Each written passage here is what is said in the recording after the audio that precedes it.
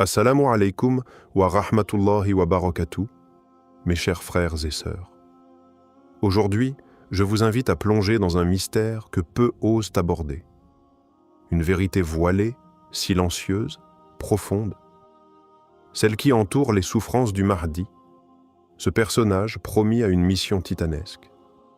Mais si l'on vous disait que, bien avant son apparition, il souffre déjà, qu'il porte en lui une douleur invisible, connue seulement d'Allah et révélée à certains cœurs éclairés. Ce que nous allons évoquer aujourd'hui n'est pas un récit classique de triomphe, de conquête ou de gloire. C'est l'histoire d'un homme choisi, préparé, mais aussi éprouvé dans sa chair et dans son âme. Un homme que l'on imagine souvent comme fort et conquérant, alors qu'en réalité, sa force naît d'une épreuve intime. Une maladie secrète, une douleur constante, une solitude écrasante. Des savants comme Ibn Arabi ont laissé entrevoir des signes, des visions, des intuitions profondes. Selon eux, le Mahdi n'émergera pas comme un guerrier intact, mais comme un homme brisé, renforcé par l'épreuve. Et si cette maladie dont il souffre n'était pas un obstacle, mais le signe même de son élection divine? Aujourd'hui, il ne s'agit pas seulement de parler du Mahdi comme d'un futur dirigeant. Il s'agit de découvrir l'homme, celui que Dieu prépare dans le secret, loin des regards, dans la douleur, dans le silence, et dont la guérison pourrait bien être liée à celle de toute la Oumma. Frères et sœurs, êtes-vous prêts à entendre ce que peu osent dire? Êtes-vous prêts à voir le Mahdi, non pas comme un mythe, mais comme un cœur qui saigne pour nous? Lorsque l'on explore les textes spirituels les plus profonds, on découvre que le Mahdi n'est pas seulement un leader politique ou religieux, mais un être façonné par des souffrances invisibles.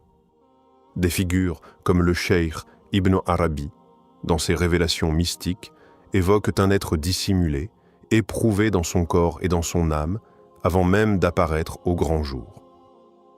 Dans ses écrits, Ibn Arabi ne décrit pas le Mahdi comme un homme sans faille, mais comme un serviteur brisé et humble, portant en lui le poids d'un immense secret. Il parle d'un homme caché parmi les gens, vivant dans l'anonymat, supportant des douleurs que peu peuvent y comprendre. Ces souffrances ne sont pas là par hasard. Elles sont un langage, un rappel, un pacte silencieux entre Allah et son serviteur. Certains textes anciens rapportent que le Mahdi serait affecté par une douleur physique continue, une faiblesse corporelle qui contraste avec la puissance spirituelle qu'il incarne. Il ne s'agit pas de simples maladies comme nous les connaissons, mais de blessures symboliques liées au destin de l'humanité. Sa douleur serait le miroir de celle de la Oumma. Plus elle est affligée, plus lui aussi est touché. D'autres savants parlent de nuit noire spirituelle, de solitude extrême, de silence imposé. Le Mahdi n'est pas formé dans la facilité. Il est forgé dans l'épreuve, car seule l'épreuve purifie, élève, réveille. Et pour guider les cœurs brisés, il faut avoir connu la fracture de l'intérieur. Ce n'est pas un héros de conte, c'est un cœur choisi, éprouvé, élevé. Et ses souffrances sont la première révélation de sa grandeur. Avant même la lumière, vient la brûlure. Les souffrances du Mahdi ne sont pas une simple fatalité. Elles portent une signification profonde, enracinée dans la tradition prophétique et la sagesse divine. Dans l'histoire de l'humanité, aucun envoyé, aucun homme choisi par Allah n'a été exempt d'épreuves. La douleur devient alors un sceau d'authenticité, une preuve de la proximité d'Allah. Le Mahdi, comme les prophètes avant lui, est purifié par la maladie et l'oppression silencieuse.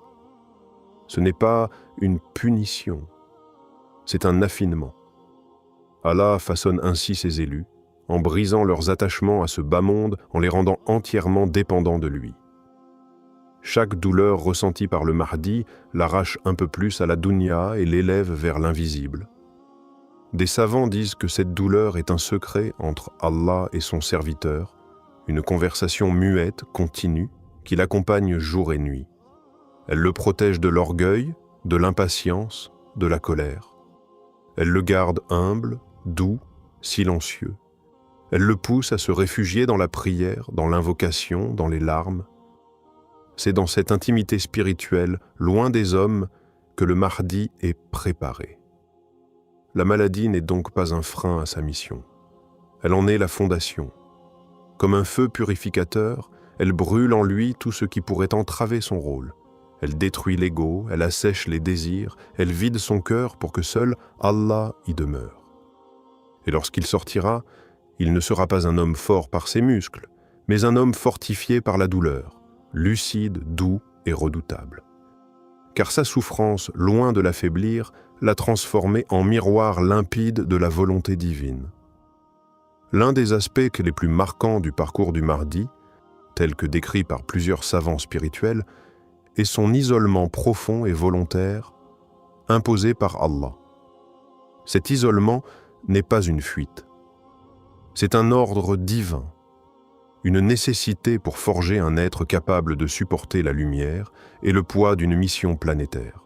Comme Moussa a été retiré du peuple pendant 40 nuits, comme le prophète Muhammad a été isolé dans la grotte de Hira, le Mahdi est tenu à l'écart, loin du tumulte, loin des regards. Cet isolement est dit marqué par le silence, la solitude, la douleur physique et la réflexion intense. Il vit parmi les hommes, mais il est comme invisible. Allah l'a caché, non par peur, mais par sagesse. Il ne doit pas être contaminé par les passions de ce monde. Chaque jour, il observe, il pleure, il patiente.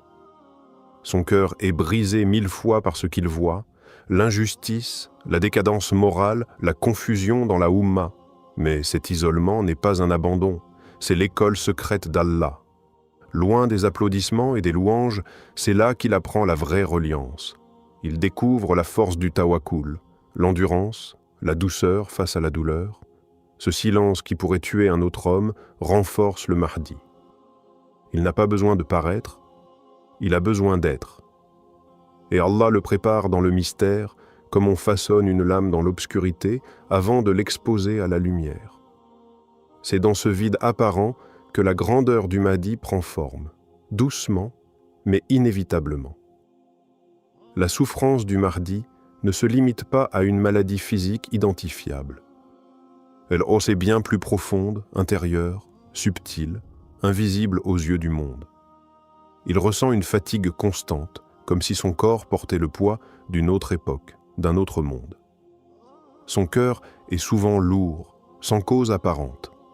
Il ressent une tristesse sans nom, une sorte de mélancolie spirituelle que même la prière ne dissipe pas entièrement, car elle ne vient pas de lui, mais de ce que lui fait porter Allah.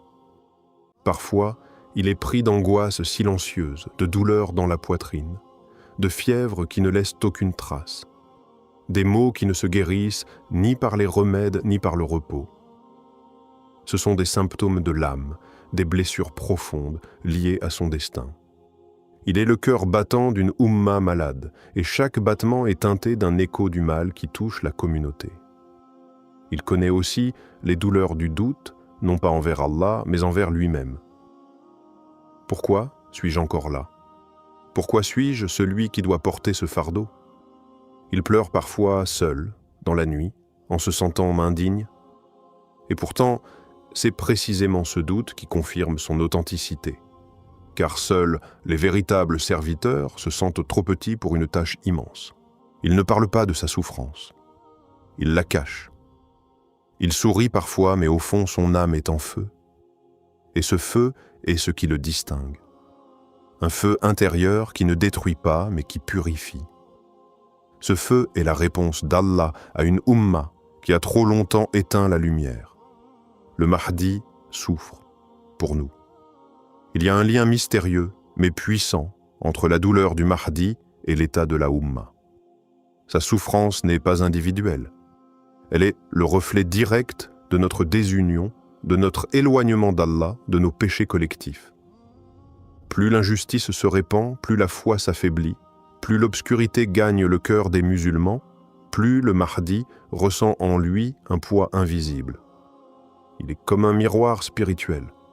Ce que vit la communauté, il le porte dans sa chair. chaque larme d'un orphelin abandonné, chaque oppression vécue par un musulman, chaque mosquée profanée, résonne en lui comme une blessure ouverte. Il ressent tout cela avec une intensité que personne ne peut comprendre. Allah a placé en lui une sensibilité spirituelle hors norme, afin qu'il soit capable de représenter, par sa propre douleur, les maux profonds de toute une nation. Mais cette souffrance n'est pas vaine. Elle est le prélude au réveil. Elle est comme les premières secousses avant la délivrance. Car quand la douleur atteint son apogée, quand l'injustice devient insupportable, le Mahdi est alors prêt à apparaître. Sa guérison viendra avec le réveil des cœurs, avec le retour vers Allah, avec l'unité retrouvée. Plus encore, c'est notre retour sincère qui soulagera sa douleur. Car Allah ne l'a pas envoyé pour marcher seul, mais pour guider ceux qui veulent revenir. Si la Ummah guérit, lui aussi guérira. Si elle se lève, lui aussi se relèvera. Son mal est notre miroir, et sa lumière, Inch'Allah, viendra de notre Tauba. Frères et sœurs, il est temps d'ouvrir les yeux.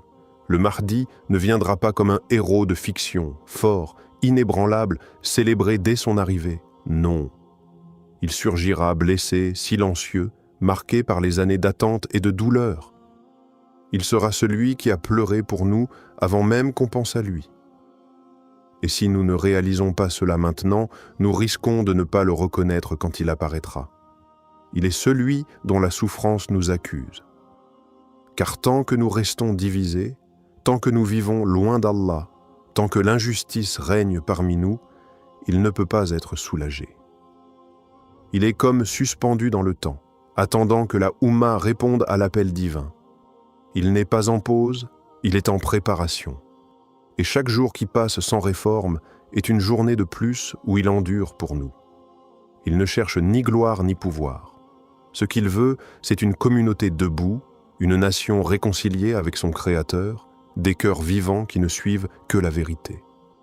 Mais cette vision ne se réalisera pas par magie. Elle commence avec chacun d'entre nous, car notre changement, aussi petit soit-il, soulage un peu de son fardeau. Frères et sœurs, le Mahdi n'est pas un mythe.